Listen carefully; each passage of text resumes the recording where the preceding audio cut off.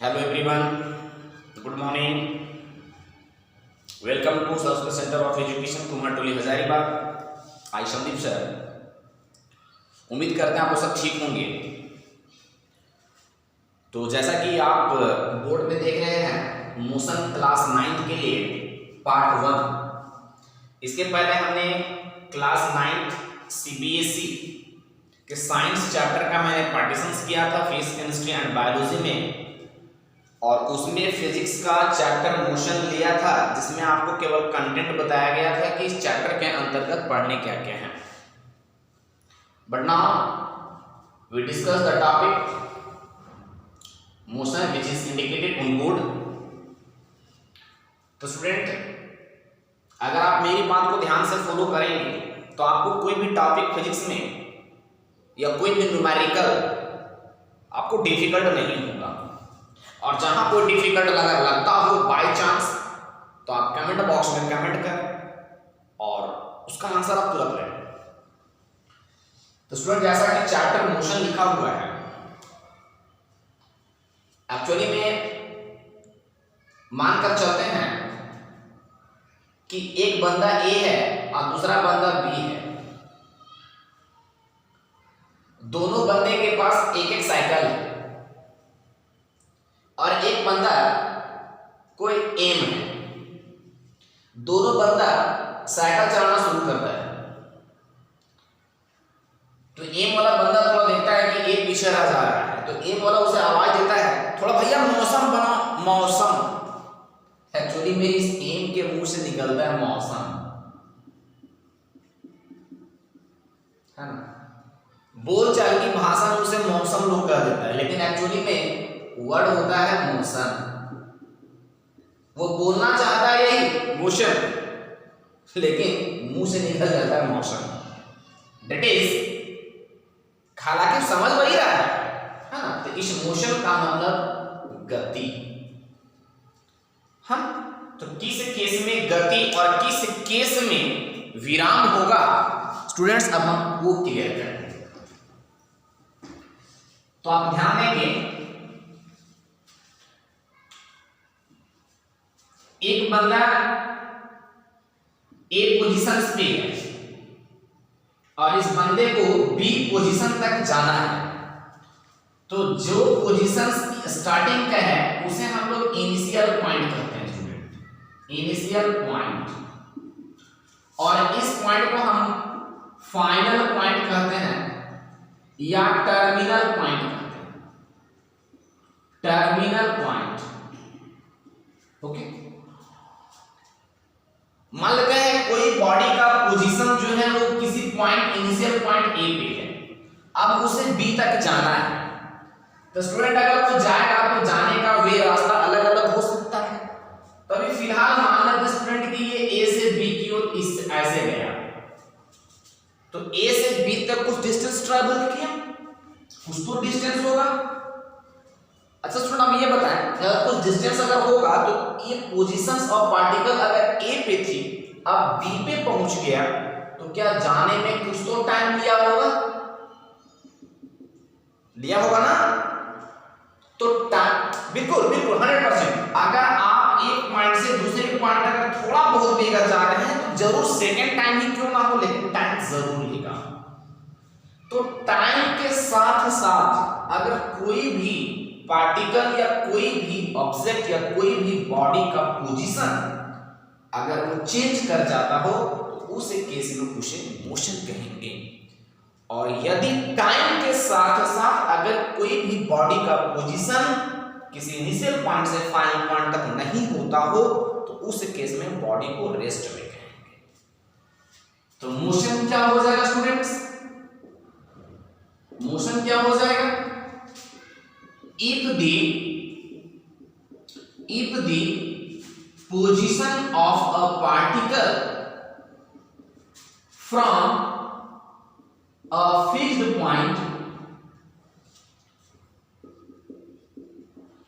fixed point to changes with time, then the particle is said to be in motion, है ना। कोई भी positions और particle जो है किसी फिक्स पॉइंट से अगर वो चेंज कर जाता है टाइम के साथ साथ, तो स्टूडेंट इस पे जरूर ध्यान देंगे विथ टाइम, ये बहुत इंडिकेटर पड़े। इस टाइम के साथ साथ अगर कोई भी पार्टिकल का पोजीशन किसी फिक्स पॉइंट से अगर वो चेंज कर जाता है तो बॉडी को, पार्टिकल को, ऑब्जेक्ट को उसे मोशन में कहेंगे। दैट इज अगर इससे हम बात करें तो AB जो है is equal to S, distance travel हुआ विथ टाइम, टाइम के साथ साथ हुआ। तो इस केस में बॉडी जो है, ये बॉडी जो होगा जो डिस्टेंस ट्रैवल किया, इसे हम लोग मोशन कहेंगे। But on the other hand if the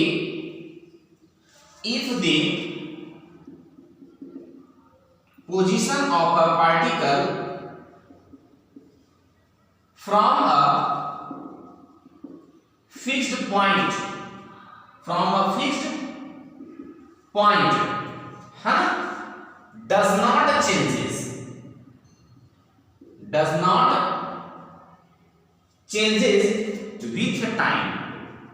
with time, then the particle is said to be at rest।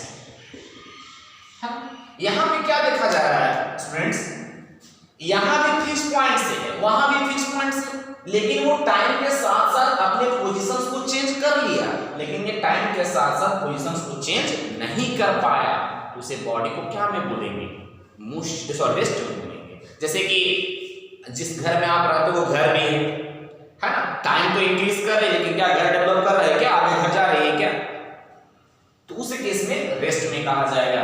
इस अगर यहाँ पे देखें तो AB का डिस्टेंस S तो है लेकिन ये ट्रैवल नहीं हुआ, यहाँ पे जो है वो ट्रैवल नहीं हुआ, यानी डोंट ट्रैवल या do not travel with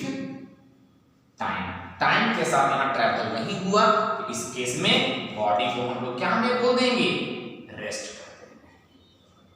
clear students? तो वीडियो को पॉज करके आप इसे नोट भी कर सकते हैं।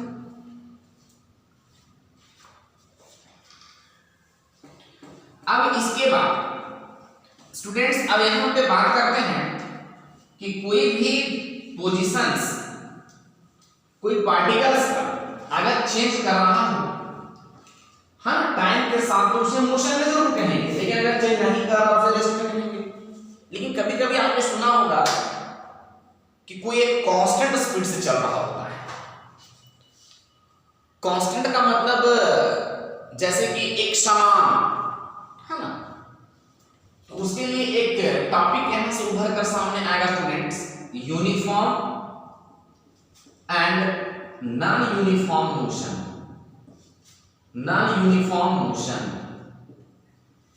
ये क्या होता है? अगर हिंदी में बात करें एक समान और या एवं असमान चाल या असमान गति कहेंगे, यहाँ पे मोशन है तो गति कहेंगे, है ना। एक समान और असमान गति क्या होता है? तो हम दोनों बंदा को एक साथ समझा रहे हैं, आप ध्यान से देखोगे, यूनिफॉर्म मोशन इधर और नॉन यूनिफॉर्म मोशन इधर। स्टूडेंट आप ध्यान दोगे, एक एक पार्ट क्लियर हो जाएगा। स्टूडेंट्स यहां पे क्या होगा कि यूनिफॉर्म मोशन में इक्वल डिस्टेंसेस ट्रेवल की जाएगी in equal intervals of time में। Equal distances traveled in equal intervals of time. और यहां पे क्या होगा, unequal distances travel in equal intervals of time, equal intervals of time. Student ध्यान देंगे, यहां पे दोनों के साथ देखेंगे equal intervals of time, equal intervals of time, लेकिन यहां पे हो क्या रहा है, इक्वल डिस्टेंसेस और उधर अनइक्वल डिस्टेंसेस। इसलिए स्टूडेंट्स क्योंकि मोशन जब डिफाइन किया जा रहा तो वहां टाइम के साथ साथ था, टाइम तो जरूर टेकन करेगा, तो यहां पे जो टाइम टेकन हो रहा है वो इक्वल हो जा रहा है, लेकिन डिस्टेंस जो हो रहा है वो अनइक्वल हो रहा है एक जगह। तो अगर इक्वल इंटरवल्स ऑफ टाइम में अगर इक्वल डिस्टेंस ट्रैवल किया जाएगा उसे यूनिफॉर्म मोशन में कहेंगे, और अनइक्वल डिस्टेंसेस ट्रैवल की जाएगी इक्वल इंटरवल्स ऑफ टाइम में, उसे हम लोग नॉन यूनिफॉर्म मोशन कहेंगे। आप एग्जांपल के लिए अगर यहां पे आप देना चाहेंगे तो आप दे सकते हैं motion of minute hand in a clock. आप देख सकते हैं घड़ी में मिनट हैंड की सुई जो है वो इक्वल इंटरवल्स ऑफ टाइम में इक्वल डिस्टेंस से ट्रैवल करती है, लेकिन अगर इसमें अगर आप बात करें इसमें आप कुछ भी एग्जांपल्स दे सकते हैं, है ना, जैसे कि motion of car in a zig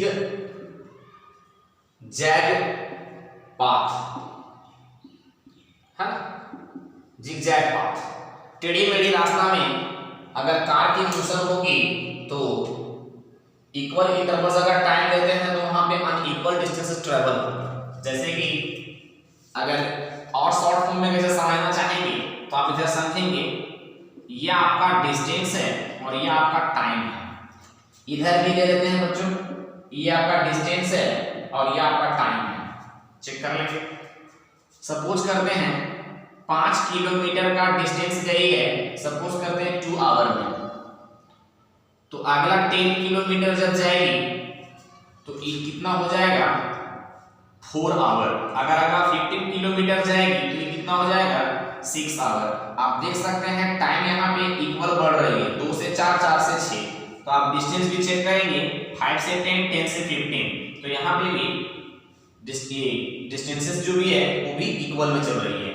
अगर यहाँ पे बात करेंगे स्टूडेंट्स हम, तो सपोज करते हैं ये 5 किलोमीटर जो है वो ठीक है 2 आवर में, लेकिन अगला 10 किलोमीटर सॉरी अनइक्वल है ना, अनइक्वल डिस्टेंसेस, तो अगर मानकर चलते हैं 7 किलोमीटर अगर जाना हो उससे अगला बार, है ना, तो यहाँ पे सपोज करते हैं कि ये 5 घंटे का समय ले लिए, हो सकता है, ठीक है।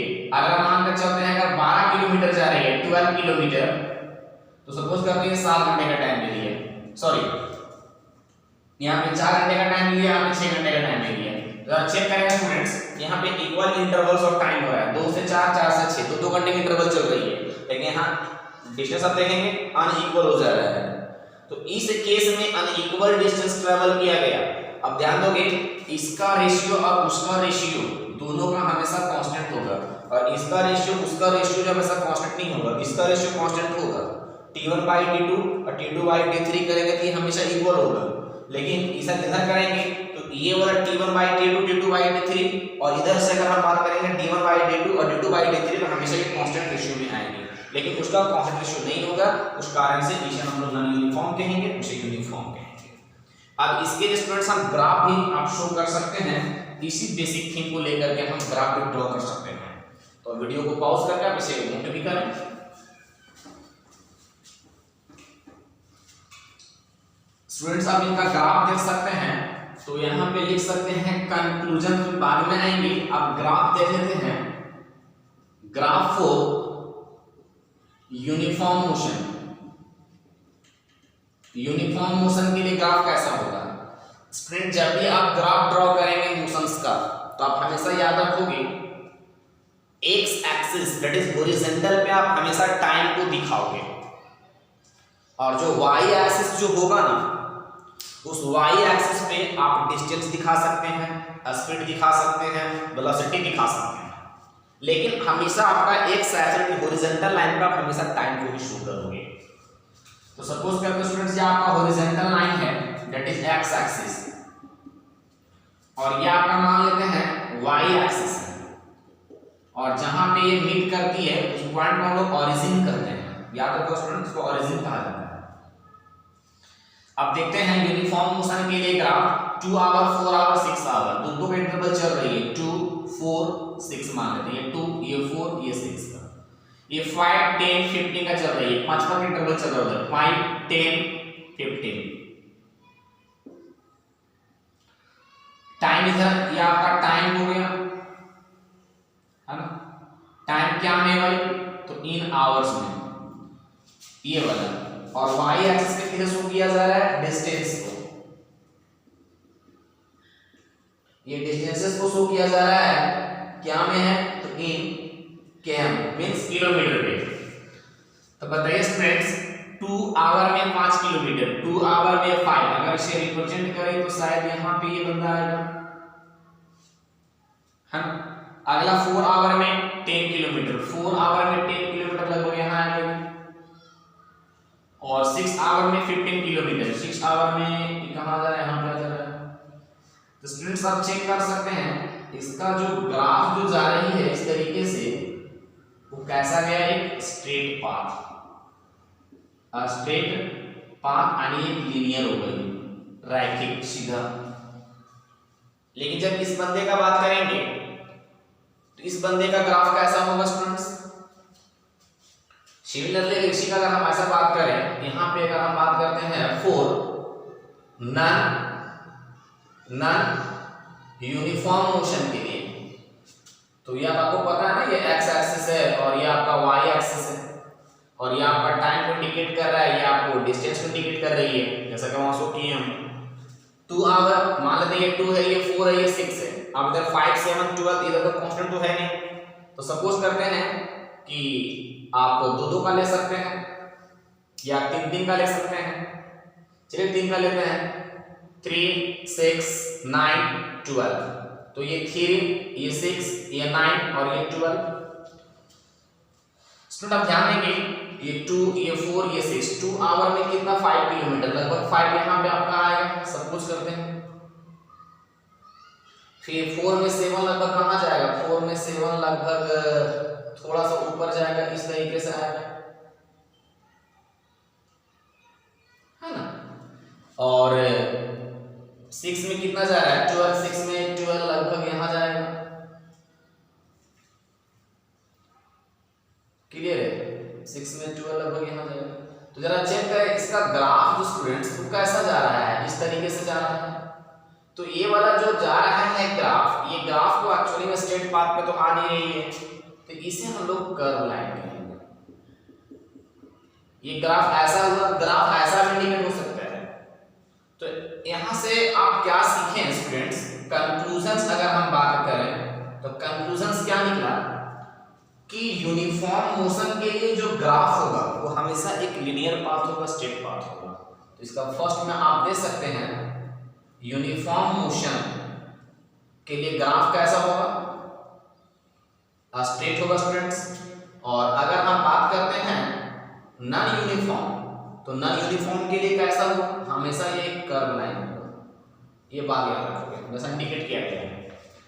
तो ये ग्राफ अभी हम सिर्फ थोड़ा सा इंडिकेट किए हैं, लेकिन जब हम आपका स्पीड वेलोसिटी का टॉपिक जब आएंगे तो वहां पे एक एक पार्ट समझा दिया जाएगा, speed time graph, distance time graph, velocity time graph, है ना। इस सारे ग्राफ को इंडिकेट किया जाएगा, तो ही हम वो ग्राफिकल मेथड से आपको हम वो सॉल्व करके बताएंगे जो डेरिवेशंस है ना, first equations of motion, second equations of motion और थर्ड इक्वेशंस ऑफ मोशन। तो वीडियो को पॉज करके आप इसे नोट भी कर सकते हैं स्टूडेंट्स। अगला टॉपिक आता है स्टूडेंट्स यहां से डिस्टेंस एंड डिस्प्लेसमेंट। किस केस में डिस्टेंस, किस केस में डिस्प्लेसमेंट।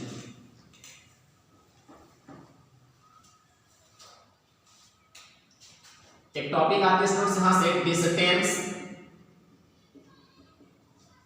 And displacement. क्या होता है, डिस्टेंस और इधर एक डिस्प्लेसमेंट। चाहे यहीं पे हम बात करते हैं एक तरफ डिस्टेंस, साथ साथ इसका डिफरेंस भी हो जाएगा, यानी 1.2 काज की काम हो जाएगी। अच्छी बात है। डिस्टेंस और डिस्प्लेसमेंट। डिस्टेंस क्या होता है स्टूडेंट्स? तो डिस्टेंस एक्चुअली में एक एक्चुअल पाथ होता है। जैसे कि मानकर चलते हैं ए से बी तक का जो डिस्टेंस है वो 65 किलोमीटर है। तो ये इसका एक्चुअल पाथ है। जैसे एक को मान चलो हजारीबाग और एक को मान लेते हैं सपोज करते हैं पटना, तो थोड़ा लेट हो जाएगा। हजारीबाग से पटना मान लेते हैं कि 365 किलोमीटर है सपोज करते हैं। तो हजारीबाग से पटना जो डिस्टेंसेस हजारीबाग से पटना का जो डिस्टेंस है 365 किलोमीटर, तो इसका एक्चुअल पाथ हमें दिख रहा है कि हमको हजारीबाग से पटना ही जाना है। तो ये डिस्टेंस कुछ शॉर्टेस्ट तो है नहीं, लॉन्गेस्ट डिस्टेंसेस है। तो वैसा एक्चुअल पाथ है जिसमें कोई बॉडी जो है किसी इनिशियल पॉइंट से फाइनल पॉइंट तक का डिस्टेंस को कवर करता हो या उनकी दूरी को तय करता हो, है ना। और डिस्प्लेसमेंट जबकि क्या होगा स्टूडेंट्स की एक शॉर्टेस्ट डिस्टेंस होगी, छोटा सा डिस्टेंस होगा, बहुत छोटी सी डिस्टेंसेस। ये भी डिस्टेंस होगा, डिस्प्लेसमेंट भी डिस्टेंस होगा, लेकिन छोटा डिस्टेंस होगा, है ना। और यह एक एक्चुअल पाथ नहीं होगा, इसका हमेशा पाथ जो होगा डिस्प्लेसमेंट का हमेशा एक लीनियर पाथ होगा, स्ट्रेट पाथ होगा। और डिस्टेंस में जरूरी नहीं है कि इसका पाथ हमेशा स्ट्रेट ही हो भी सकता है, नहीं भी हो सकता है। लेकिन डिस्प्लेसमेंट में ये जरूरी है कि उसका जो पाथ होगा वो हमेशा लीनियर ही होगा। एक एग्जांपल लेते हैं, अगर मान लो वो हजारीबाग कि किसी भी एक कोने उठा लेते हैं, चलो लक्ष्मी टॉकीज, उस लक्ष्मी टॉकीज से अगर हमें जद्दू बाबू चौक पर जाना हो तो क्या जरूरी है स्टूडेंट्स कि हम हजारीबाग का लक्ष्मी टॉकीज से जद्दू बाबू चौक जाने के लिए डिस्टेंस हम सीधा ही जा सकते हैं, किधर से भी ट्रैवल कर सकते हैं ना। तो उस केस में डिस्टेंस होगा। लेकिन डिस्प्लेसमेंट की अगर बात करेंगे तो हमेशा उसका पाथ जो होगा वो हमेशा स्ट्रेट होगा, लीनियर पाथ होगा। लेकिन डिस्टेंस में जरूरी नहीं है कि लीनियर पाथ ही होगा, उसका पाथ कर्व भी किसी भी तरीके से हो सकता है। तो यहां पर हम लोग कह सकते हैं फर्स्ट पॉइंट पे द एक्चुअल, है ना, the actual movement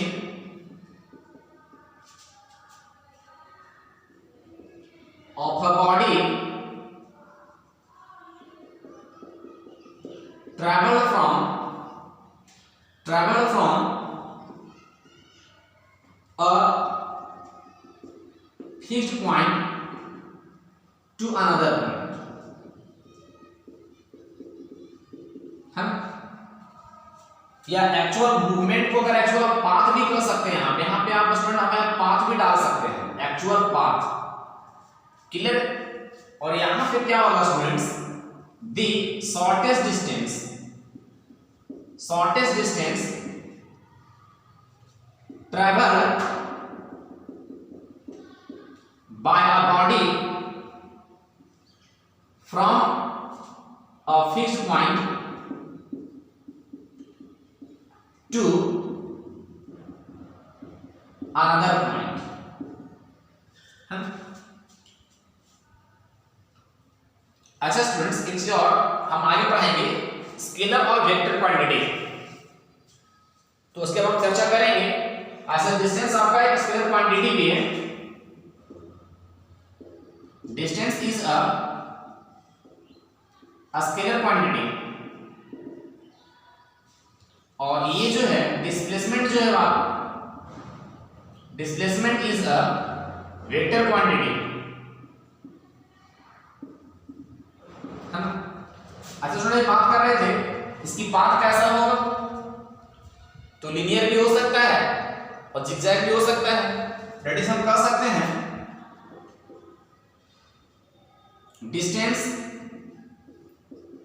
is also a displacement कब? तो आप यहां दर्शा सकते हैं ये लीनियर पाथ के लिए हो सकता है। स्टूडेंट ध्यान रखोगे, ये लीनियर पाथ के लिए हो सकता है।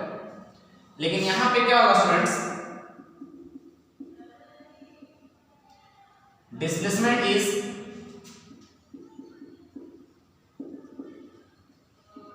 Also distance. ये डिस्टेंस होगा। जब ये एक डिस्प्लेसमेंट हो सकता है तो वो भी एक डिस्टेंस में हो सकती है, लेकिन ये कैसा होगा, और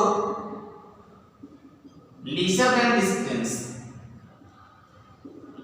लेकिन ध्यान रखो स्टूडेंट्स, ये डिस्टेंस से हमेशा कम होगा, ये हमेशा डिस्टेंस से कम होगा, लेकिन उसकी डिस्टेंस जो है, सॉरी डिस्प्लेसमेंट जो है वो डिस्टेंस के इक्वल हो सकता है। लेकिन कैसा पाथ में? Linear path. और एक हम लोग और दे सकते हैं स्टूडेंट्स, कोई भी बंदा के द्वारा जो डिस्टेंस ट्रैवल किया जाएगा तो डिस्टेंस जो है वो कभी भी नेवर भी नेगेटिव, ये कभी भी नेगेटिव नहीं होगा। हाँ, डिस्टेंस कभी भी नेगेटिव नहीं होता है, याद रखोगे। और डिस्प्लेसमेंट नेगेटिव नहीं होगा और जीरो, और कभी जीरो भी नहीं होगा। लेकिन डिस्प्लेसमेंट क्या होगा students, displacement can be zero, ये जीरो हो सकता है, बिल्कुल 100% होगा। मैं करके बताऊंगा कैसे होता है। तो स्टूडेंट्स आप वीडियो को पॉज करके आप इसे नोट भी कर सकते हैं। अभी हम बात कर रहे थे स्केलर और वेक्टर क्वांटिटी की। तो एक टॉपिक यहां से सामने आएगा, स्केलर और vector quantity.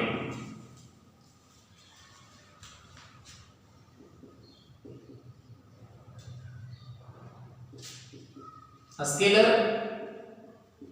And vector quantity. Vector quantity students होता क्या है? Scalar quantity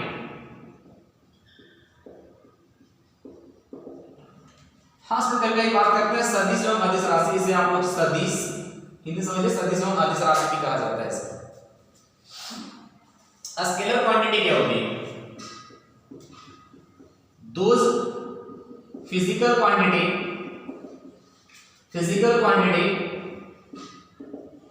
which have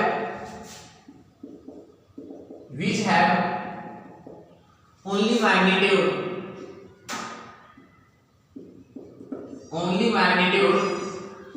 but no direction called a scalar quantity। हाँ स्टूडेंट्स, वैसा फिजिकल क्वांटिटी जिसमें सिर्फ और सिर्फ मैग्नीट्यूड स्टूडेंट मैग्नीट्यूड का मतलब समझेंगे। मैग्नीट्यूड का मतलब होता है कोई नंबर जिसमें केवल नंबर पता चलेगा, ठीक है। जैसे हम बात कर रहे थे कि हजारीबाग से पटना की डिस्टेंस अगर 365 किलोमीटर है तो क्या हमें वो 365 क्या है, एक नंबर है। तो वो नंबर हमें पता चल गया है कि हाँ यहाँ से डिस्टेंसेस जो है वो पटने की डिस्टेंसेस जो है हजारीबाग से 365 किलोमीटर है। तो 365 is a magnitude is number. लेकिन क्या स्टूडेंट्स हमें ये पता है कि हजारीबाग से पटना की जो डिस्टेंसेस है 365 किलोमीटर तो है, लेकिन क्या ये पता है उसका डायरेक्शंस कैसा है, नॉर्थ से साउथ, ईस्ट से वेस्ट, ऐसा पता है? नहीं है। हो सकता है नॉर्थ साउथ ईस्ट वेस्ट हम चारों दिशा में घूमकर जा सकते हैं कहीं, तो हमें वहां पे एक्चुअल डायरेक्शंस पता नहीं है, लेकिन एक्चुअल डिस्टेंसेस हमें वहां पता है। तो उस केस में केवल मैग्नीट्यूड पाया जाएगा, उसे हम लोग स्केलर क्वांटिटी कहेंगे। तो एग्जांपल के लिए आप दे सकते हैं डिस्टेंस, स्पीड, etc। और एग्जांपल्स अब एक आता है वेक्टर क्वांटिटी। वेक्टर क्वांटिटी ये क्या होता है? तो those physical quantity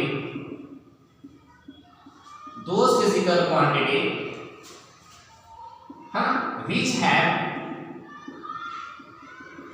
have both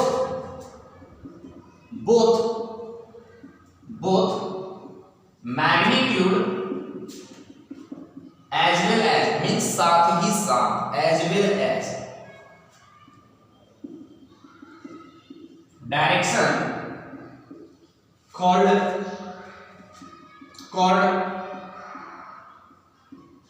vector quantity. अब यहां पे दो बंदा आ गए, एक मैग्नीट्यूड और एक डायरेक्शन, जिसमें दोनों पता होना चाहिए। क्लियर? उसे हम लोग वेक्टर क्वांटिटी कहेंगे। जैसे कि मानकर चलते हैं कि एक एंड जो है चींटी इस पॉइंट पे है और इस पॉइंट पे जो पहुंचना है तो वो डिस्टेंस सीधा ऐसे लगा जा सकती है डायरेक्ट। और कई भी एग्जांपल्स ले सकते हैं, मतलब छोटा डिस्टेंस ट्रैवल किया जाएगा, छोटा, तो छोटा डिस्टेंस कोई भी ट्रैवल करेगा तो कितना हो सकता है, कितना हो सकता है? स्ट्रेट पाथ होगा ना, तो जो स्ट्रेट पाथ होगा ना तो उसका तो पता चल जा रहा है डायरेक्शंस की, नॉर्थ से साउथ है, ये ईस्ट से वेस्ट है, ये कैसा है। तो उस केस में जब उनकी पता चल जाता है मैग्नीट्यूड भी और साथ साथ डायरेक्शंस भी, उसे हम वेक्टर क्वांटिटी कहेंगे। तो ये डिस्टेंस की जगह पर अगर हम एग्जांपल दें तो यहां पे डिस्प्लेसमेंट है, डिस्प्लेसमेंट, और स्पीड की जगह पर हम यहां पे वेलोसिटी लिख सकते हैं। क्लियर? तो स्टूडेंट्स अभी आपने स्केलर वेक्टर पढ़ा और इसके बेसिस पे हमने डिस्टेंस और डिस्प्लेसमेंट में डिफरेंसेस भी देखे। अब इसके बाद एक चीज और ध्यान रखिएगा स्टूडेंट्स कि जो स्केलर क्वांटिटी होगा वो फिजिकल क्वांटिटी जो होगा, उस फिजिकल क्वांटिटी जो है वो सिंपल लेटर दिखाया जाएगा, सिंपल लेटर, या इसको हम लोग बोलेंगे ऑर्डिनरी लेटर, ऑर्डिनरी लेटर, याद रखोगे। और जब वेक्टर क्वांटिटी का जब कोई फिजिकल क्वांटिटी का सिंबल दिखाना हो तो सिंबल लेटर नहीं बल्कि बोल्ड लेटर, बोल्ड लेटर। अब बोल्ड लेटर क्या होता है? जिसके कारण हम डिस्प्लेसमेंट का बात कर रहे हैं, ए से इंडिकेट की, इसके ऊपर हमने एरो का टिक लगा दिया, तो ये एरो का टिक लग गया, किसी भी फिजिकल क्वांटिटी का सिंबल पे एरो का टिक लगा, इसको बोल्ड लेटर यानी वेक्टर क्वांटिटी है। ठीक है, अब भी लिखे एरो लगा दिया, इसका मतलब है समझने की वेक्टर क्वांटिटी है। ठीक है, भी से वेक्टर क्वांटिटी नहीं बल्कि वेलोसिटी को हम इंडिकेट किया भी से। तो जिस फिजिकल क्वांटिटी के जस्ट एबव एरो का टिक होगा तो समझेंगे कि ये वेक्टर क्वांटिटी से फोर्स एक वेक्टर क्वांटिटी है। तो जो वेक्टर क्वांटिटी होगा उसके ऊपर एरो का टिक, और जो वेक्टर क्वांटिटी नहीं है जैसे कि डिस्टेंस को भी ए से इंडिकेट करते हैं, अब एरो का टिक नहीं दिया हुआ है तो समझ जाएंगे कि जब एरो का टिक नहीं है इट इज वो एक स्केलर क्वांटिटी है। क्लियर? तो स्केलर क्वांटिटी को आप हमेशा दिखाएंगे ऑर्डिनरी लेटर से या सिंपल लेटर से, और वेक्टर क्वांटिटी को जब भी दिखाएंगे तो बोल्ड लेटर से दिखाएंगे, है ना। तो अगले बार का वीडियो लेकर आए स्टूडेंट पार्ट 2 वीडियो, तो उसमें आपका टॉपिक होगा स्पीड, डिस्टेंस एंड टाइम, है ना। उसके बाद धीरे धीरे टॉपिक आपका और नजदीक पहुंच जाएंगे, उसके बाद आपके टॉपिक पूरे तरीके से लास्ट कर जाएंगे, फिर न्यूमेरिकल्स भी हम लोग कर लेंगे, बहुत इजी भी लगेगा। तो स्टूडेंट्स आप इसे पूरा वीडियो को बढ़िया से देखें, बिना स्किप किए हुए, और अपने दोस्तों के साथ भी शेयर करें। तो आज का टॉपिक यहीं तक, धन्यवाद।